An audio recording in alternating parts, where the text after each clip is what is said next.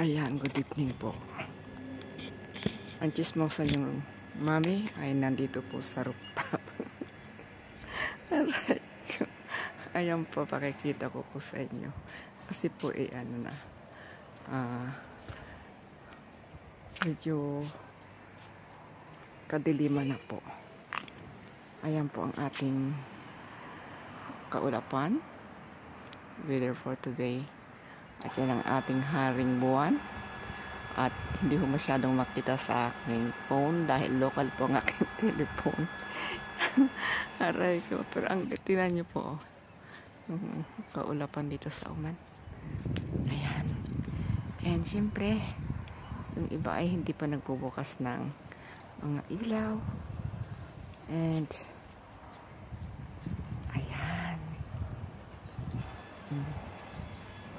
Ayan nyo po.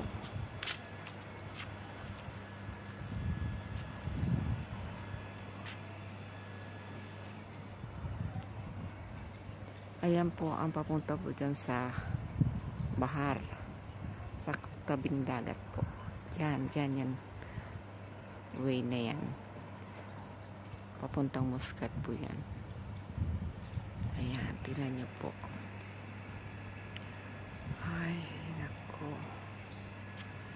And syempre, tulad ng dati, ito po yung taas namin, rooftop po yan. Super laki po. Kung may palay ho rito, pwede ho tayong magbilad. Ay naku. Tahimik po dito. Wala ho masyadong nag-iingay.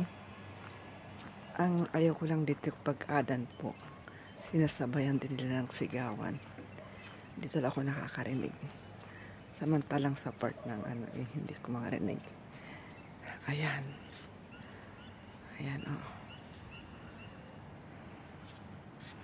Yan ang aking dinidiligan everyday.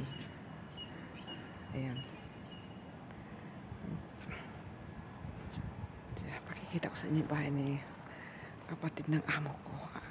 Ayan, yan po ang unang-unang pinatayo pero hindi pa po tapos. Mas nauna po yung dalawang yan. Pero ang pangit po ng pagkagawa rito. Tignan nyo ang contract workers nila. Yan po, Yan po, kunting lang ng ulan ng malakas or hangin. Ayan ho,